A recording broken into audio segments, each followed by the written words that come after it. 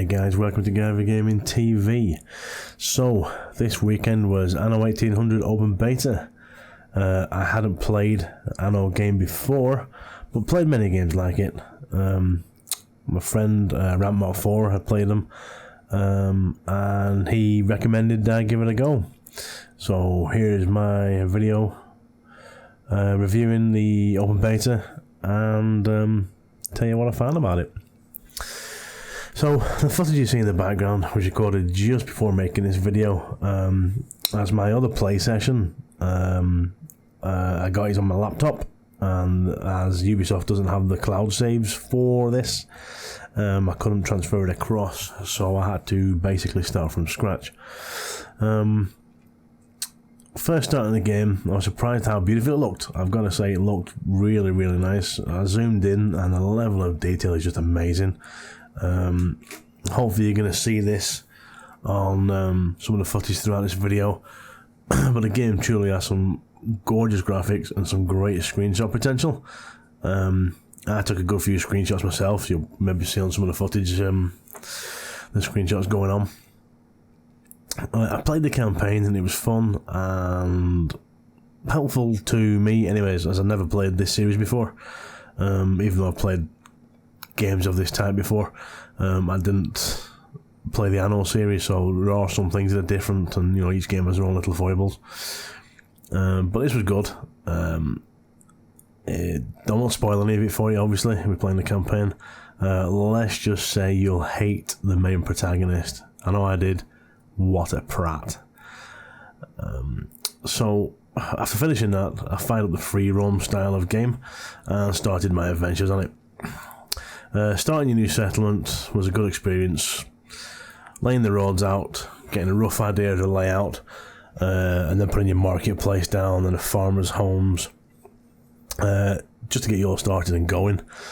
Then you start building it all up, putting down the fisheries, the farms, the fields, stuff like the animal pens, the sheep and pigs, and then you start chucking down the buildings that's going to use this stuff, like your cotton mills for your clothing, your windmills for the grain, and then my personal favourite, the pub, which actually looks really cool. I wish you could upgrade them. If you could upgrade the pubs to look a bit more modern as you go through the years, it'd be pretty cool. On the laptop save, I had a beer festival that took place, and that was cool. That was actually really fun to watch, and I really enjoyed watching that one.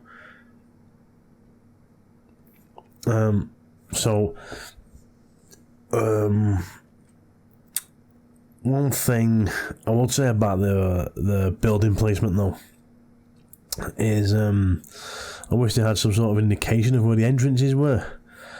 You know, for the transport to go in and out, so your little horse and cart dude. Sometimes when you put the building down, he wasn't where I thought he'd be, so I had to rotate the building round. I suppose after a while you'd get used and start recognising the buildings and which way you're going to lay them out and stuff. But it'd be nice to have just a little indicator of, even just a wee arrow pointing outwards of where the little guy's going to start coming out, and you can chuck the buildings down a lot quicker. But it wasn't a massive hassle. It was just a wee bit of a pain, especially for me being a novice at the game. As your town or village or whatever starts getting bigger, you'll find you'll need workers and not farmers. So certain jobs, not for the farmers obviously, so you're going to need to upgrade the farmers' houses to make them into workers. Now this isn't unusual for this type of game, but the part I liked about this game is that you still need farmers. You can't upgrade them all and that's your job done. Most games just upgrade everything and you're grand. Not Anno. This game you have to balance your population, which I actually quite liked. Later on you'll get other types of citizens, like artisans and stuff, which will unlock more stuff to build and make your town and city more influential and stuff. So each citizen type, it's like a landmark event and moves you up in the tech. So I got to level 3, which was the artisans. I only got a couple of buildings now just to get there and to see what you can build, which is really cool. but I got that just as the beta was ending. I think it ended at 1 o'clock in the morning for me. So I got to the artisans at like 10 to 1. So I didn't really have time to build anything. But it was good. I didn't have time over this weekend really to play it because I was working. The beta came out while I was at work. So I've only really had a night and a bit to play and get my recording down and stuff. But I did enjoy it. And I love to see, you know, all the stuff going through. The AI wasn't too bad either, I've got to admit. If you went over to look at their cities and that, they were building... The building was actually quite good.